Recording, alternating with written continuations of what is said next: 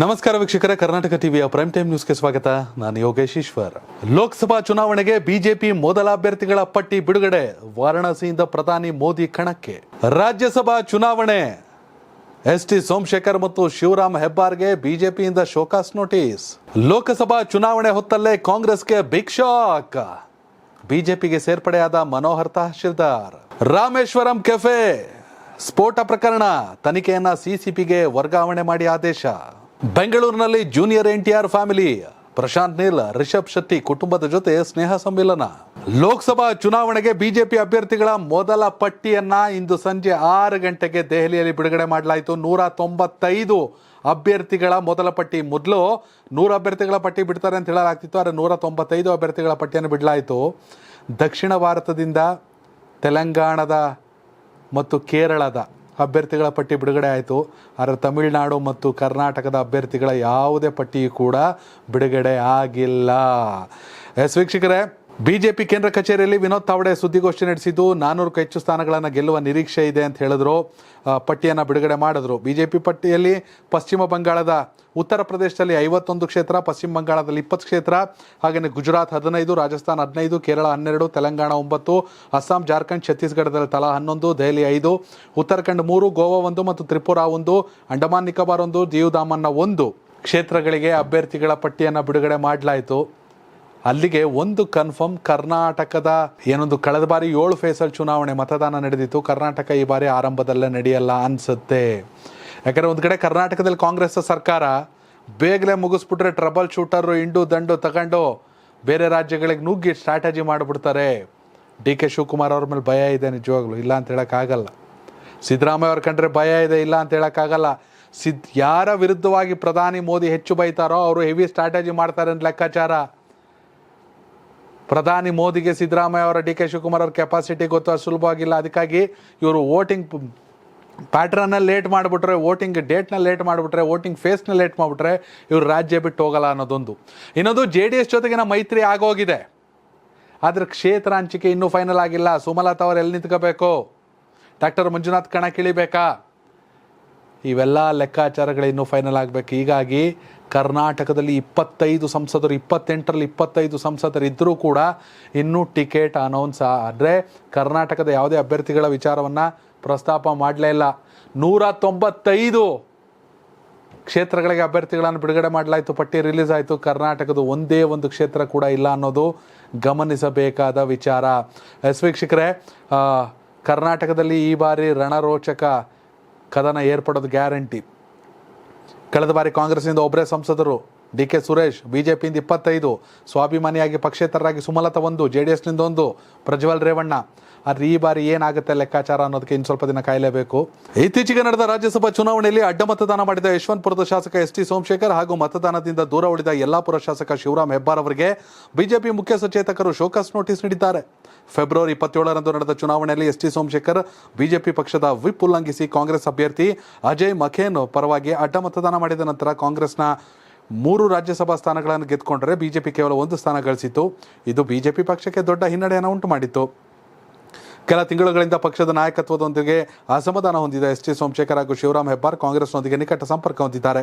ಈ ಇಬ್ಬರೂ ಶಾಸಕರು 2019ರಲ್ಲಿ ಇತರ 15 ಮಂದಿಯೊಂದಿಗೆ ಬಿಜೆಪಿ ಸೇರ್ಪಡೆಯಾಗುವ ಮೂಲಕ ಕಾಂಗ್ರೆಸ್ JDS ಮೈತ್ರಿ ಸರ್ಕಾರದ ಪತನಕ್ಕೆ ಕಾರಣರಾಗಿದ್ದರು. ರಾಜ್ಯಸಭೆ 4 ಸ್ಥಾನಗಳಿಗೆ ನಡೆದ ಚುನಾವಣೆಯಲ್ಲಿ ಕಾಂಗ್ರೆಸ್ನಿಂದ ಅಜಯ್ ಮಾಖೇನ್, ನಾಸಿರ್ ಹುಸೇನ್ ಮತ್ತು JC ಚಂದ್ರಶೇಖರ್, ಬಿಜೆಪಿಯ ನಾರಾಯಣ ಭಾಂಡಂಗೆ ಗೆಲುವು ಸಾಧಿಸಿದರೆ JDSನಿಂದ ಸ್ಪರ್ಧಿಸಿದ ಕುಪೇಂದ್ರ ರೆಡ್ಡಿ ಸೋಲನ್ನು ಅನುಭವಿಸಿದರು.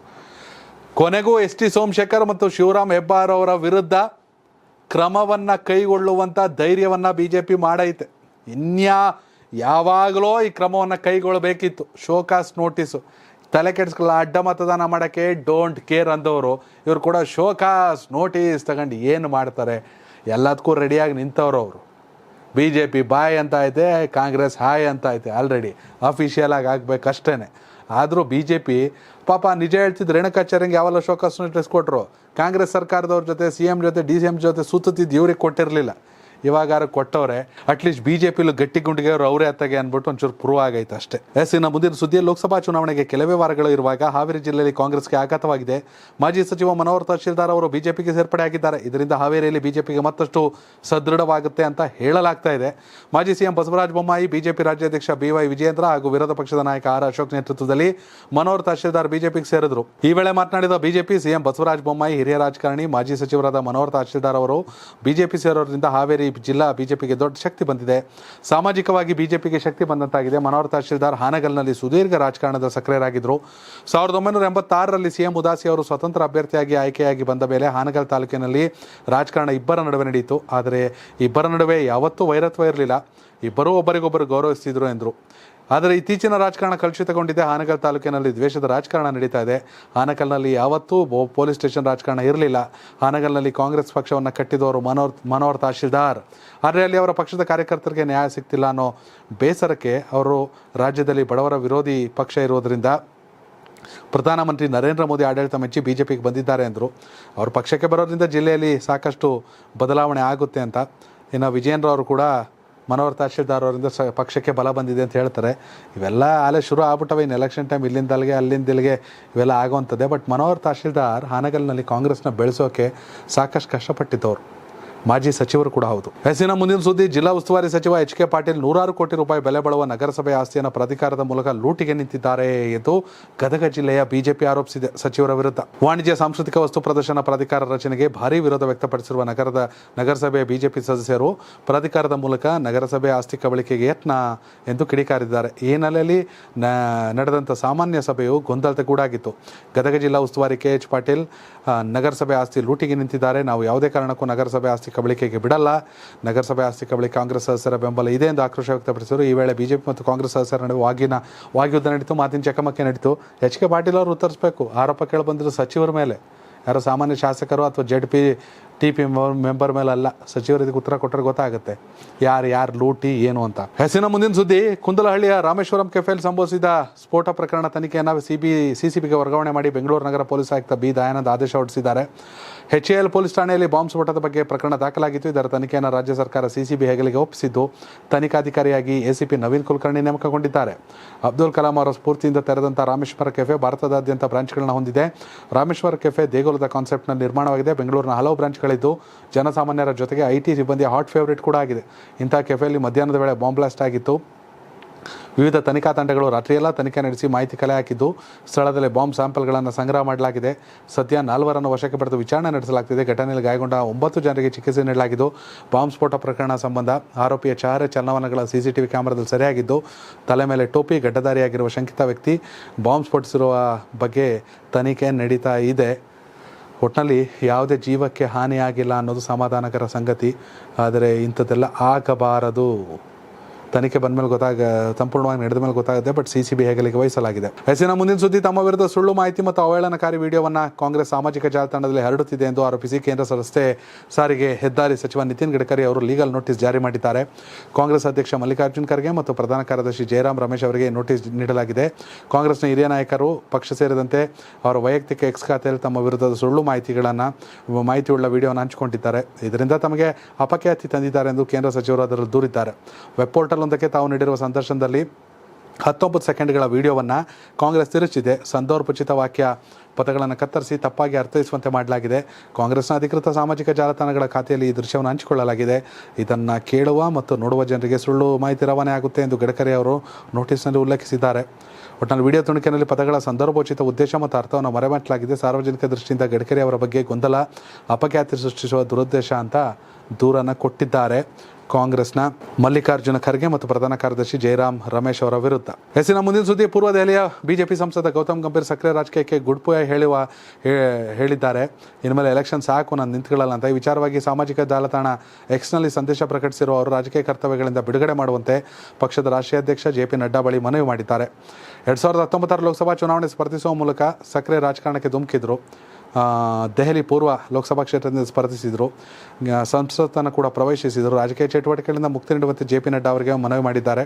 ಇದರಿಂದ ನಾನು ಮುಂಬರುವ ದಿನಗಳಲ್ಲಿ ಕ್ರಿಕೆಟ್ ಬಗ್ಗೆ ಹೆಚ್ಚು ಗಮನ ಹರಿಸಬೇಕು ಅಂತ. ರಾಜಕೀಯ ಇಂಟ್ರೆಸ್ಟ್ ಇಲ್ಲ ಅನ್ನೋ ಕರೆದ ತಕ್ಷಣ ಓಡೋಗ್ಬಿಟ್ಟು ಯಾಕೆ ನಿಂತ್ಕೋಬೇಕು? ಆ ಕಡೆ MP ಆಗೋ ಕೆಲಸ ಮಾಡಲಿಲ್ಲ. ಈ ಕ್ರಿಕೆಟಲ್ಲಿ ನೋಡ್ರೆ ಆನ್ಫೀಲ್ಡಲ್ಲಿ ಬರೀ ಕಿತ್ತಾಟ ಮಾಡ್ಕೊಂಡು ನಿಂತ್ಕೊಳ್ಳೋದು ಗೌತಮ್ ಗಂಭೀರ್. ಒಟ್ಟಿನಲ್ಲಿ 2011 ವಿಶ್ವಕಪ್ ಹೀರೋ ಅಂದ್ರೆ ತಪ್ಪಾಗೋದಿಲ್ಲ. ಕೇವಲ ಆಟದಲ್ಲಿ ಅಷ್ಟೇ ಅಲ್ಲ, ನಡತೆಯಲ್ಲಿ ಕೂಡ ಡೀಸೆಂಟ್ ಆಗಿರಬೇಕು. ಗಂಭೀರ್ ಅಂದರೆ ಮುಂಗೋಪಿ, ರಾಜಕೀಯ ಅವ್ರಿಗೆ ಸಲ್ಲಲ್ಲ, ಹಿಂದೆ ಸರಿದವ್ರೆ. ಹೆಸರಿನ ಮುಂದಿನ ಸುದ್ದಿ, ಸ್ಟಾರ್ ಡೈರೆಕ್ಟರ್ ಪ್ರಶಾಂತ್ ನೀಲ್ ಮನೆಯಲ್ಲಿ ಸಂಭ್ರಮ ಮನೆ ಮಾಡಿತ್ತು. ಪ್ರಶಾಂತ್ ನೀಲ್ ಮನೆಗೆ ಕಾಂತಾರ ಸ್ಟಾರ್ ರಿಷಬ್ ಶೆಟ್ಟಿ ದಂಪತಿ ಮತ್ತು ಜೂನಿಯರ್ NTR ಭೇಟಿ ನೀಡಿದ್ದಾರೆ. NTR ದಂಪತಿ ಸಮೇತ ಈ ಫೋಟೋ ಸಾಮಾಜಿಕ ಜಾಲತಾಣದಲ್ಲಿ ಸದ್ದು ಮಾಡ್ತಾ ಇದೆ. KGF 2 star director Prashanth Neel ಅವರ ಮನೆಯ ಕಾರ್ಯಕ್ರಮಕ್ಕೆ ಜೂನಿಯರ್ NTR ದಂಪತಿ ಬೆಂಗಳೂರಿಗೆ ಬಂದಿದ್ದಾರೆ. ಖುಷಿಯಾಗಿ ಪ್ರಶಾಂತ್ ನೀಲ್ ಮನೆಯ ಸಮಯ ಕಳೆದಿದ್ದಾರೆ. ಈ ಇಬ್ಬರು ಲೆಜೆಂಡ್ಗಳ ಜೊತೆ ಕಾಂತಾರ ಸ್ಟಾರ್ ರಿಷಬ್ ಮತ್ತು ಪತ್ನಿ ಪ್ರಗತಿ ಶೆಟ್ಟಿ ಕೂಡ ಸಾಥ್ ನೀಡಿದ್ದಾರೆ. ಪ್ರಶಾಂತ್ ನೀಲ್ ಮನೆಯಲ್ಲಿ ವಿಶೇಷ ಕಾರ್ಯಕ್ರಮ ಮಾಡಿದ್ದಾರೆ. ಏನು ಕಾರ್ಯಕ್ರಮ ಎಂಬುದರ ಬಗ್ಗೆ ಮಾಹಿತಿ ಬಿಟ್ಕೊಟ್ಟಿಲ್ಲ. ಮೂರು ದಂಪತಿ ಜೊತೆಯಾಗಿರೋ ಫೋಟೋ ವೈರಲ್ ಆಗಿರೋದು ಅಭಿಮಾನಿಗಳಿಗೆ ಕುತೂಹಲ ಮೂಡಿಸಿದೆ. ಒಟ್ಟಿನಲ್ಲಿ ಪ್ರಶಾಂತ್ ನೀಲ್, ರಿಷಬ್ ಶೆಟ್ಟಿ ಮತ್ತು ಜೂನಿಯರ್ NTR ಒಟ್ಟಾಗಿ ಅದರ ಪ್ರಾಜೆಕ್ಟ್ ಮಾಡ್ತಾರ ಅನ್ನೋ ಬಗ್ಗೆ ಚರ್ಚೆ ಶುರುವಾಗಿದೆ. ಎಸ್ಪೆಷಲಿ ಜೂನಿಯರ್ NTR ಅವರ ಮುಂದಿನ ಚಿತ್ರಕ್ಕೆ ಪ್ರಶಾಂತ್ ನೀಲ್ ಆ್ಯಕ್ಷನ್ ಕಟ್ ಹೇಳ್ತಾರೆ ಅನ್ನೋ ಕೂಡ ಚರ್ಚೆ ನಡೀತಾ ಇದೆ. ಮತ್ತೊಂದು ಕಡೆ ರಿಷಬ್ ಶೆಟ್ಟಿ ಅವರ ಕಾಂತಾರ ಪ್ರೀಕ್ವೆಲ್ ಅಂದರೆ ಕಾಂತಾರ 2 ಬ್ಯುಸಿಯಾಗಿದ್ದಾರೆ. ಹೀಗಾಗಿ ಎಲ್ಲ ಚಿತ್ರರಂಗದಲ್ಲಿ ಒಂಥರ ಖುಷಿ ವಿಚಾರ. ಜೂನಿಯರ್ NTR ಅವ್ರ ತಾಯಿ ಕೂಡ ಕುಂದಾಪುರದವರೇ, ಕನ್ನಡ ಚೆನ್ನಾಗಿ ಮಾತಾಡ್ತಾರೆ. ಜೂನಿಯರ್ NTR ಕೂಡ ಬೆಂಗಳೂರು ಬಂದಿದ್ದು ಖುಷಿ ವಿಚಾರ. ವೀಕ್ಷಕರೇ, ಸಾಕಷ್ಟು ಚರ್ಚೆಗಳು ನಡೀತಾ ಇದೆ ರಾಜಕೀಯವಾಗಿ ಕೂಡ. ಹೀಗಾಗಿ ಈ ಬಾರಿ ಲೋಕಸಭಾ ಚುನಾವಣೆಯಲ್ಲಿ ಕರ್ನಾಟಕದ 28 ಕ್ಷೇತ್ರಗಳಲ್ಲಿ ಯಾವ ಪಕ್ಷಕ್ಕೆ ಎಷ್ಟು ಸ್ಥಾನ, ಕಾಮೆಂಟ್ ಮೂಲಕ ತಿಳಿಸಿ. ಧನ್ಯವಾದಗಳು. ಇದು ಇವತ್ತಿನ prime time news, Karnataka TV ಕನ್ನಡಿಗರ ಧ್ವನಿ.